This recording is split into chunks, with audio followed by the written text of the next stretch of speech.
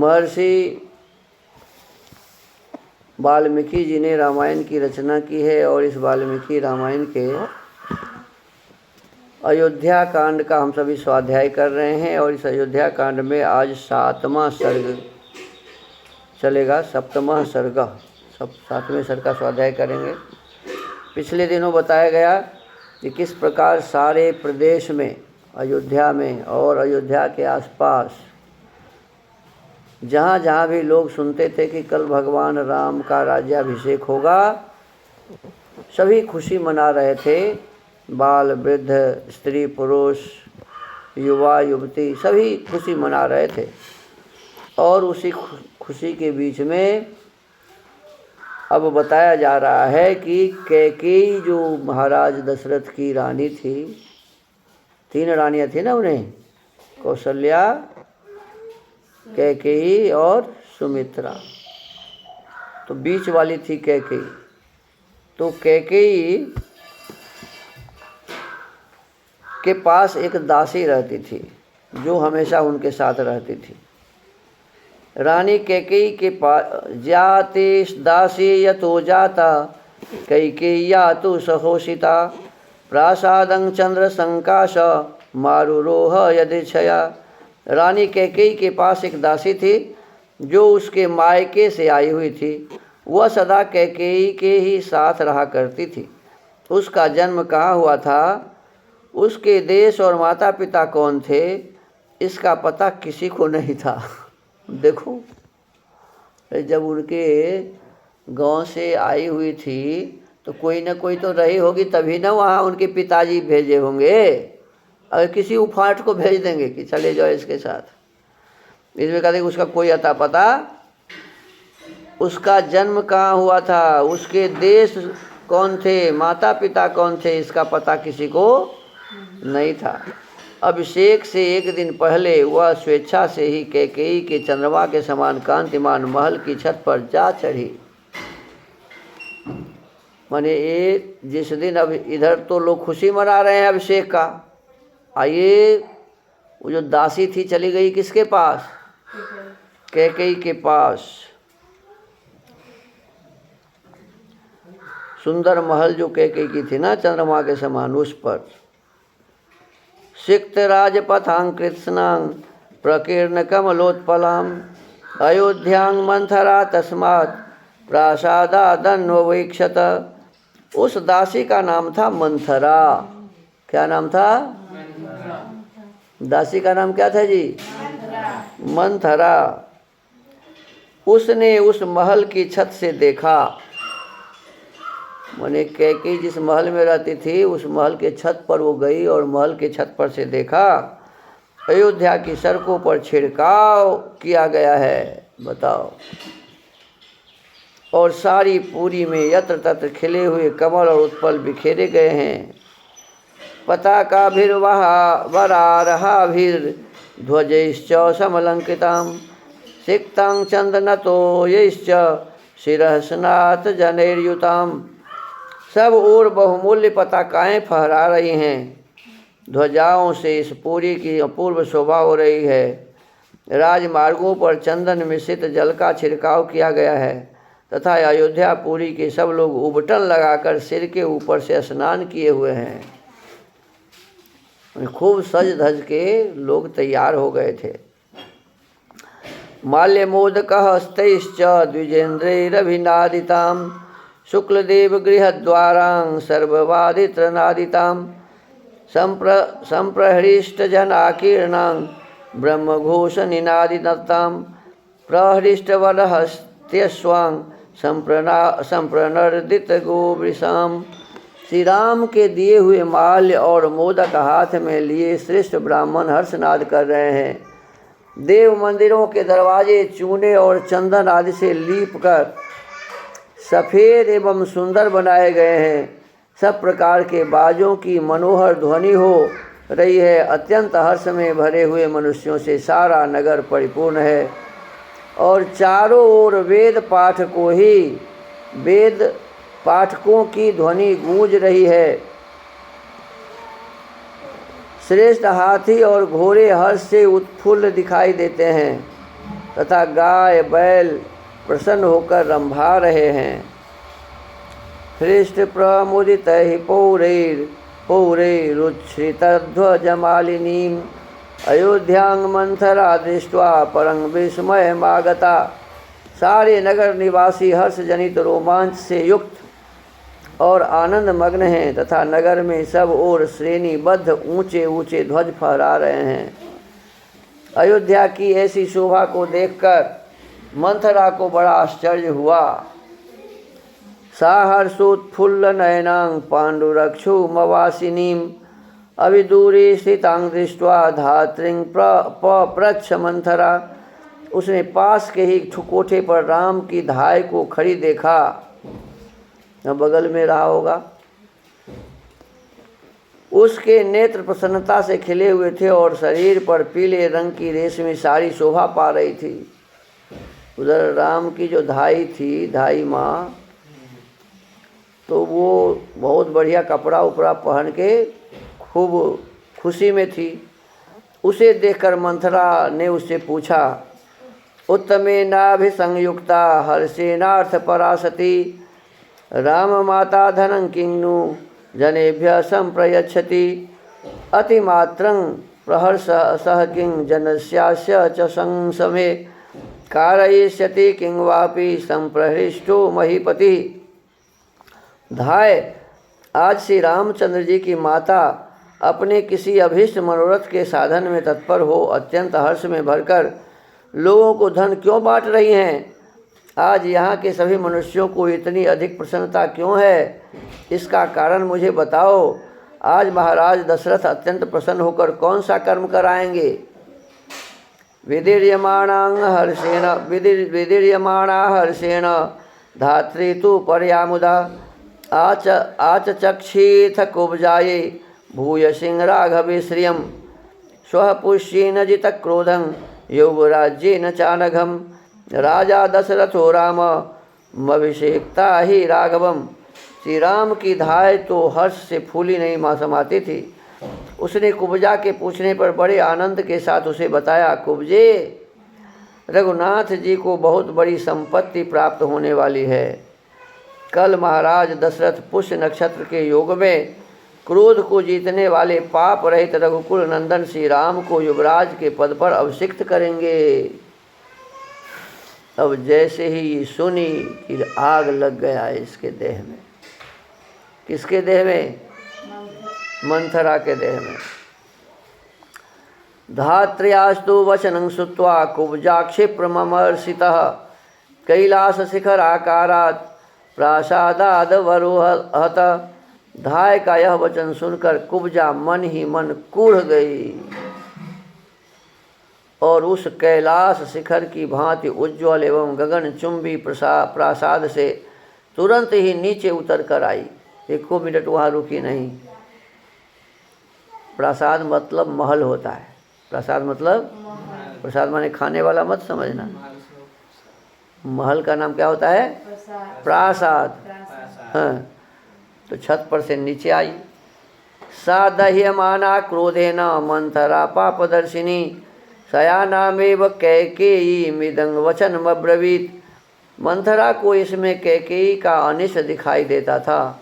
वह क्रोध से जल रही थी कि कैकेयी के साथ न्याय नहीं हो रहा है।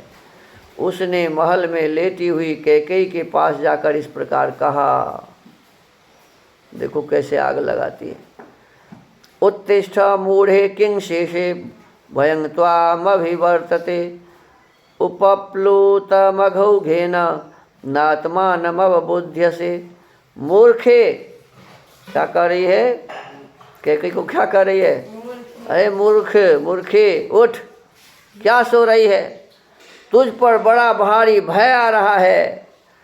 अरे तेरे ऊपर विपत्ति का पहाड़ टूट पड़ा है। अब तो समझ लो कि तेरे ऊपर विपत्ति का पहाड़ टूट पड़ा है, फिर भी तुझे अपनी इस दुरावस्था का बोध नहीं है।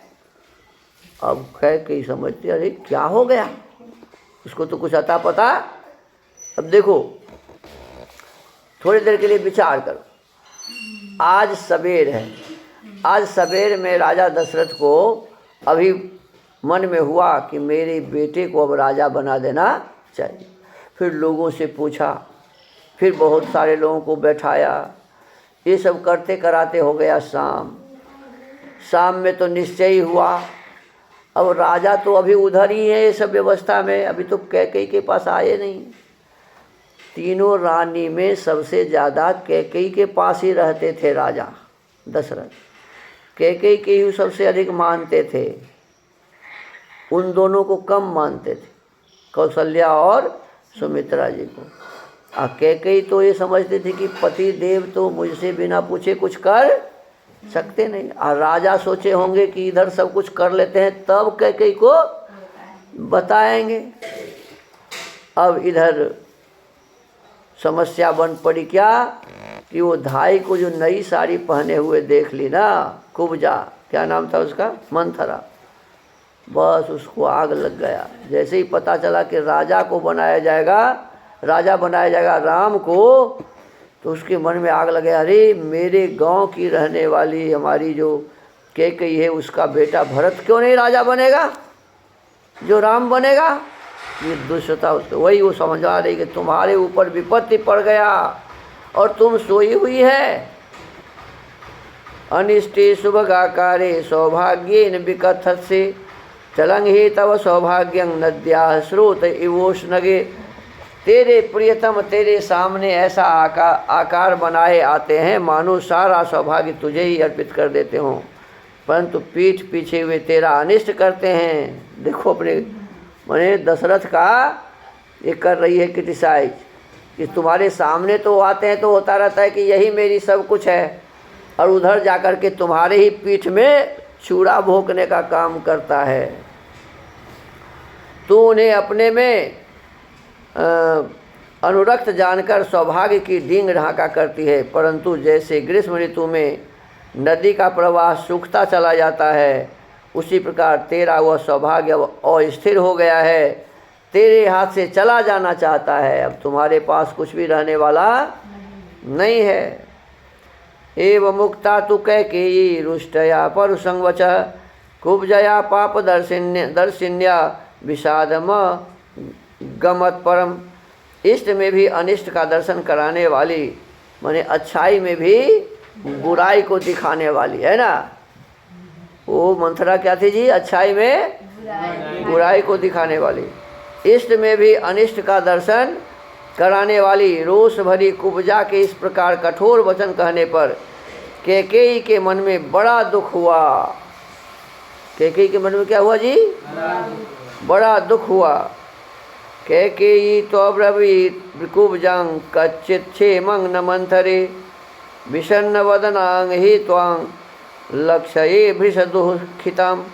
उस समय कैकेयी राजकुमारी ने कुब्जा से पूछा, मंथरे कोई अमंगल की बात तो नहीं हो गई, क्योंकि तेरे मुख पर विषाद छा रहा है और तू मुझे बहुत दुखी दिखाई देती है। अब पूछती है कि तुम खाली आखिर क्यों ऐसे दुखी हो। मंथरा तो वचः श्रुत्वा कैकेय्या मधुराक्षरम उवाच क्रोध संयुक्ता वाक्यं वाक्य विशारदा सा विषन्नतरा भूत्वा कुब्जा तस्यां हितैषिणी विषादयन्ती प्रोवाच भेदयन्ती च राघवम्। मंथरा बातचीत करने में बड़ी कुशल थी। वह कैकेयी के मीठे वचन सुनकर और भी खिन्न हो गई। उसके प्रति अपनी हितैषिता प्रकट करते हुए कुपित हो उठी और कैकेयी के मन में श्री राम के प्रति भेदभाव और विषाद उत्पन्न करती हुई इस प्रकार बोली। अक्षयं सुमहत् देवी प्रवृत्तं त्वद्विनाशनम् रामं दशरथो राजा यौवराज्येऽभिषेक्ष्यति। देवी, तुम्हारे सौभाग्य के महान विनाश का कार्य आरंभ हो गया है। क्या कहा?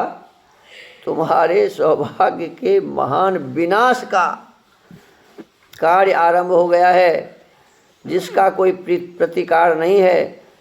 कल महाराज दशरथ श्री राम को युवराज के पद पर अभिषिक्त कर देंगे। बस अब शुरू कर दिया। कल महाराज दशरथ श्री राम को क्या बना देंगे? राजा बना देंगे, युवराज के पद पर अभिषिक्त कर देंगे।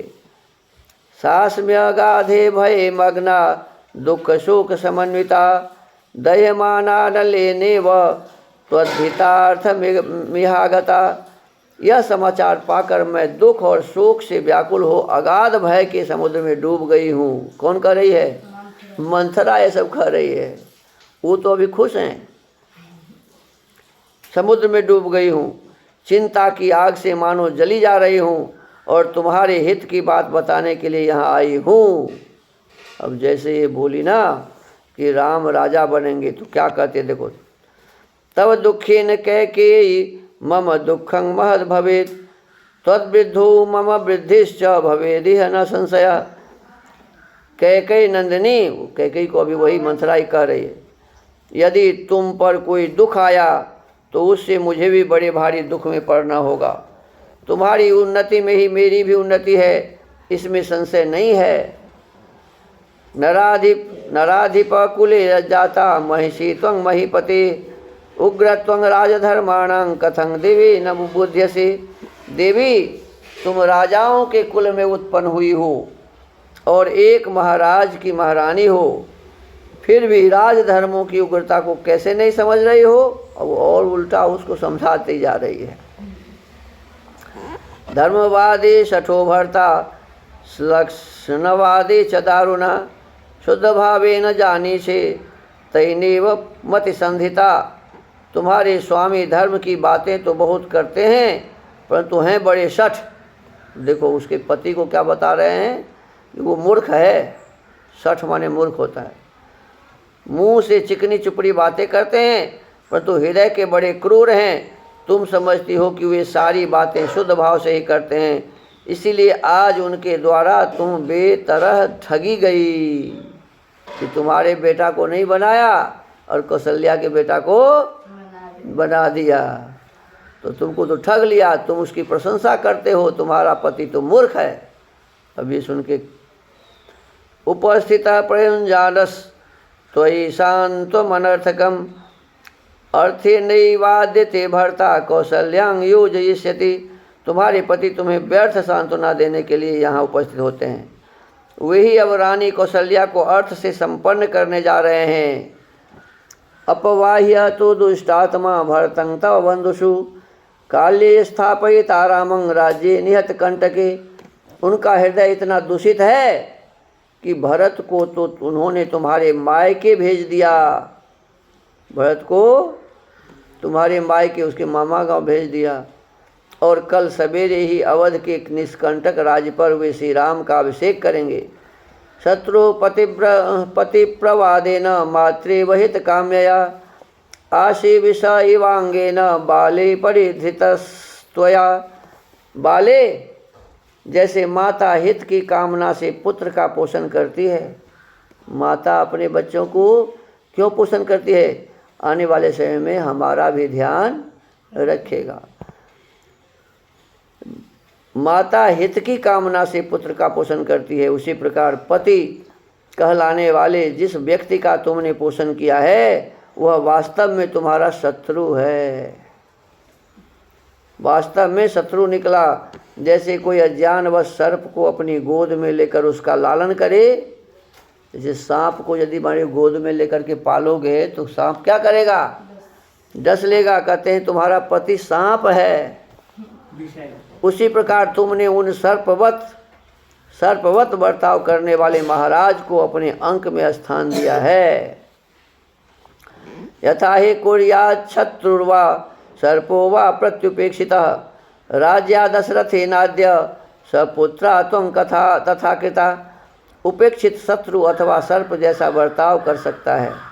राजा दशरथ ने आज पुत्र सहित तुझ कैकेयी के प्रति वैसा ही बर्ताव किया है।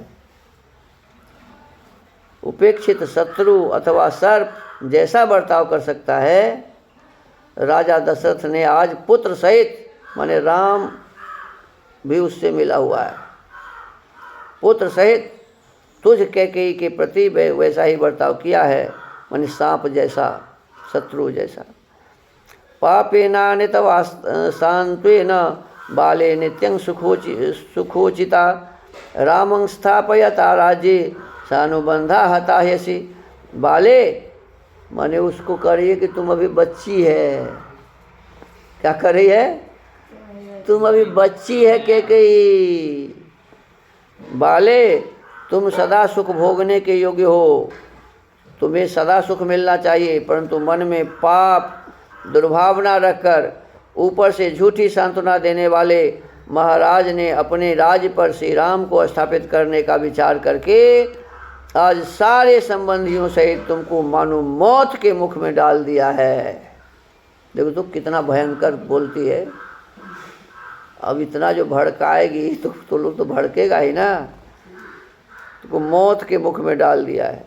सा प्राप्त कालं कैकेयी क्षिप्रम कुरु हितं तव त्रायस्व पुत्रम आत्मानं मां च विस्मय दर्शने। कैकेयी राजकुमारी, कैकेयी देश का ये राजकुमारी थी। कैकेयी राजकुमारी, तुम दुखजनक बात सुनकर भी मेरी ओर इस तरह देख रही हो मानो तुम्हें प्रसन्नता हुई हो। देखो वो तो खुश हैं। कौन? कैकेयी तो सुन रही है कि भाई मेरा राम राजा बनने वाला, वो खुश है और ये भड़का रही है। कहते मानो तुम्हें प्रसन्नता हुई हो और मेरी बातों से तुम्हें विस्मय हो रहा हो, परंतु यह विस्मय छोड़ो और जिसे करने का समय आ गया है अपने उस हितकर कार्य को शीघ्र करो तथा ऐसा करके अपने पुत्र की और मेरी भी रक्षा करो। मंथराया वचः श्रुत्वा शयनात् सा शुभानना उत्तस्थो हर्ष संपूर्णा चंद्रलेखी वशारदी। मंथरा की यह बात सुनकर सुंदर मुख वाली कैकेयी सहसा सैया से उठ बैठी। सोई रही होंगी हैं। उसका हृदय हर्ष से भर गया। देखो कैकेयी का हृदय क्या हुआ? हर्ष से भर गया। वह शरद पूर्णिमा के चंद्रमंडल की भांति उद्दीप्त हो उठी। अतीव सातु संतुष्टा कैकेयी विस्मयान्विता दिव्यमाभरणं तस्यै कुब्जायै प्रददौ शुभम। कैकेयी मन ही मन अत्यंत संतुष्ट हुई। विस्मय विमुग्ध हो मुस्कुराते हुए उसने कुब्जा को पुरस्कार के रूप में एक बहुत सुंदर दिव्य आभूषण प्रदान किया। देखो इतना भड़काई फिर भी वो भड़की नहीं। वो क्या किया? एक बहुत बढ़िया गहना उनको दिया। किनको? ये दासी जो थी मंथरा। दत्त्वा त्वाभरणं तस्यै कुब्जायै प्रमदोत्तमा कैकेयी मंथरां हृष्टा पुनरेवाब्रवीदिदम् इदं तु मंथरे माह्यमाख्यातं परमं प्रियम् एतन्मे प्रियम आख्यातं किं वा भूयः करोमि ते। कुब्जा को वह आभूषण देकर हर्ष से भरोही रमणी शिरोमणि कैकेयी ने पुनः मंथरा से इस प्रकार कहा, मंथरे यह तूने मुझे बड़ा ही प्रिय समाचार सुनाया। क्या कही? कि तूने मुझे बड़ा प्रिय समाचार सुनाया। तूने मेरे लिए जो यह प्रिय संवाद सुनाया इसके लिए मैं तेरा और कौन सा उपकार करूं वह बताओ। रामेवा भरते वाहं विशेषं नोपलक्ष्ये तस्मात् तुष्टास्मि यद राजा रामं राज्ये विशिक्ष्यति। मैं भी राम और भरत में कोई भेद नहीं समझती। क्या कही? भरत और राम में मैं कोई भेद नहीं समझती। अतः यह जानकर कि राजा श्री राम का अभिषेक करने वाले हैं मुझे बड़ी खुशी हुई है। देखो एक बात ध्यान दो। वैसे तो लोगों के मन में होगा कि दशरथ ने भी गलती किया कि दशरथ पहले अपने पत्नी कैकेयी को क्यों नहीं बुलाया, या यदि कौशल्या को ही और सुमित्रा को ही पता चला तो कैकेयी को जाके क्यों नहीं बताया। लेकिन उसमें यही भेद है कि कौशल्या भी जानती थी, सुमित्रा भी जानती थी कि राम के प्रति कैकेयी का बहुत अधिक स्नेह है। दशरथ भी जानते थे कि राम के प्रति कैकेयी माने इनका बहुत अधिक स्नेह है। तो जिस पत्नी के बारे में व्यक्ति जानता रहता है तो उस पत्नी को सब कुछ नहीं भी बताता है। ये समझता है कि मेरी पत्नी जब सुनेगी तो उन्हें तो अच्छा ही लगेगा ना, अब हुआ भी ऐसा ही, देखो इतना वो चढ़ा रही है फिर भी वो क्या कर रही है, अरे राम मेरा बेटा बनने वाला है राजा, तो इसमें हर्ष हर्ष क्या है, भरत और राम में कोई अंतर थोड़े है, फर्क थोड़े है। मैं भी राम और भरत में कोई भेद नहीं समझती, अतः यह जानकर कि राजा श्री राम का अभिषेक करने वाले हैं मुझे बड़ी खुशी हुई है। अब वो खुशी से आनंद से भर गई, कौन, कैकेयी। न मे परं किंचिदितो वरं पुनः प्रियं प्रियार्हे सुवचं वचो मृतं तथा ह्यवोचस्त्वमतः प्रियोत्तरं वरं परं ते प्रददामि तं वृणु। मंथरे, तू मुझसे प्रिय वस्तु पाने के योग्य है। मेरे लिए श्री राम के अभिषेक संबंधी समाचार से बढ़कर दूसरा कोई प्रिय एवं अमृत के समान मधुर वचन नहीं कहा जा सकता।